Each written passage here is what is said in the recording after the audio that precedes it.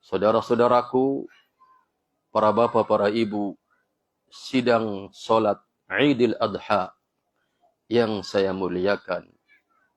A'azzani Allah wa iyyakum. Bahwa kata Syekhul Islam Ibn Taimiyah rahimahullah, min tamamil wara'i an ya'rifa khairal khairaini wa syarras syarraini. Yang artinya, di antara pertanda sempurnanya kehati-hatian seseorang di dalam beragama adalah ketika dia bisa mengetahui mana yang terbaik di antara sekian kebaikan, mana yang terburuk di antara sekian keburukan. Kenapa? Karena dengan kita mengetahui mana yang terbaik di antara sekian kebaikan, maka porsi kita adalah harus mendahulukan yang terbaik di antara sekian kebaikan. Karena kaidahnya mengatakan bahwa idza tazahamatil masalih yuqaddamul a'la minha.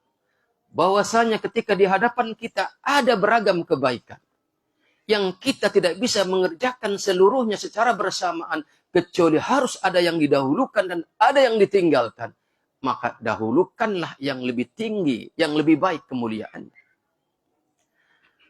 Dan juga bahwasannya di antara pertanda sempurnanya kehati-hatian seseorang di dalam beragama adalah ketika dia mampu mengetahui mana yang terburuk di antara sekian keburukan. Karena kaidahnya adalah idza tazahamatil mafasid. Apabila di hadapan kita ada berbagai macam keburukan yang kita tidak bisa meninggalkan semuanya, kecuali harus ada yang diterjangnya, maka yurtakabul adna minha. Terjanglah yang lebih rendah keburukannya. Saudaraku, ikhwatal iman, hadani Allah wa iyyakum. Di sini betapa pentingnya kita mengetahui tingkatan-tingkatan kebaikan, sebagaimana kita penting mengetahui tingkatan-tingkatan keburukan. Saudaraku, ikhwatal iman, sidang salat Idul Adha yang saya muliakan, hadani Allah wa iyyakum. Maka dalam rangka membekali diri pengetahuan akan tingkatan-tingkatan kebaikan, ada satu kaidah penting yang patut kita kaji bersama. Di mana kaidah itu mengatakan, maka na aktsara fi'lan kana aktsara fadlan. Ini kaidahnya mengatakan demikian. Setiap kali sebuah amalan kebajikan itu banyak jumlahnya, maka dia semakin utama dibandingkan amalan yang sedikit. Ini kaidahnya. Dan ini adalah senada dengan apa yang disabdakan oleh Rasulullah sallallahu alaihi wasallam dalam hadis yang diriwayatkan oleh Al-Imam Muslim. Rasul pernah bersabda kepada ibunda kita Aisyah radhiyallahu anha, kata Rasul, ajruki ala qadri nasabiki. Seberapa pahala yang kau dapatkan itu adalah berbanding lurus dengan seberapa kepayahan yang engkau derita dalam rangka menjalankan kebaikan itu. Maka saudaraku, sidang salat Idul Adha yang saya muliakan, rahimakumullah. Maka semakin amalan itu banyak, semakin dia lebih utama daripada amalan yang sedikit.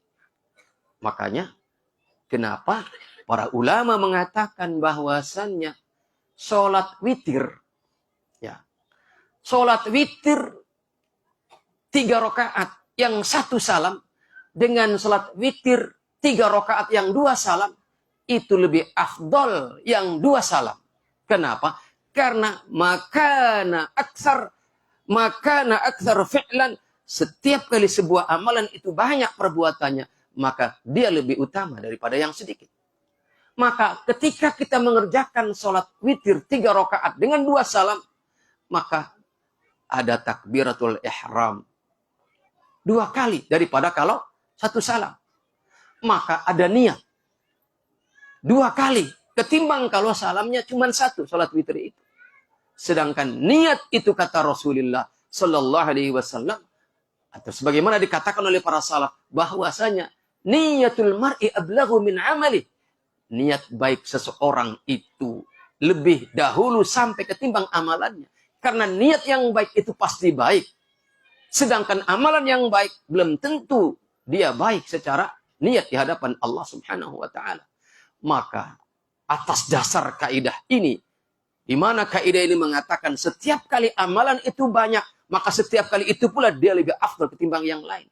Contoh sederhananya adalah tadi, yaitu sholat witir 3 rakaat antara yang 1 salam dengan yang 2 salam itu sama-sama sah. Tetapi kalau ditanya mana yang lebih afdal, maka yang lebih afdal adalah mana? Yang 2 salam. Kenapa? Karena yang 2 salam berarti ada 2 niat, berarti ada 2 takbiratul ihram, berarti ada 2 tasyahud, berarti ada 4 salam.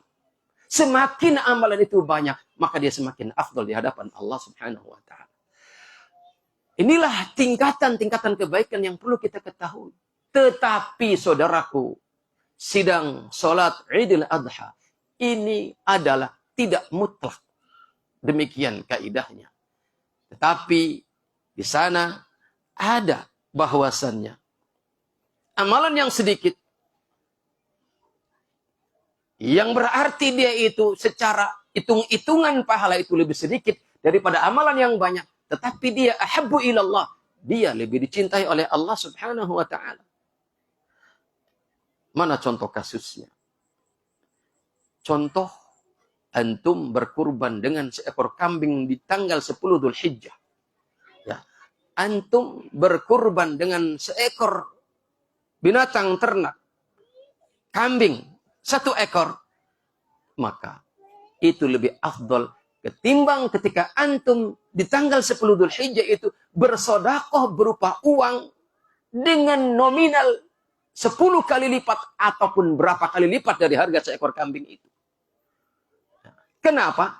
Karena memang bahwa pada hari itu yang secara sunnah adalah, ketetapannya adalah, maka berkurban dengan mengalirkan darah binatang ternak itu lebih afdol ketimbang bersedekah dengan nominal berkali-kali lipat harga kambing.